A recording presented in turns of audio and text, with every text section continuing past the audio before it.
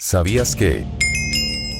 Una pequeña duda que los fans de FNAF no dejan pasar por delante es que, ¿cuál fue el verdadero sonido de la falla Springlock? Y además en algún pequeño cortometraje hayas visto alguna animación de la falla Springlock, pero ¿qué pasaría si te digo que después que saliera Into the Pit en una parte del juego hay un pequeño easter egg donde si en el teléfono marcas los siguientes números sonará esto?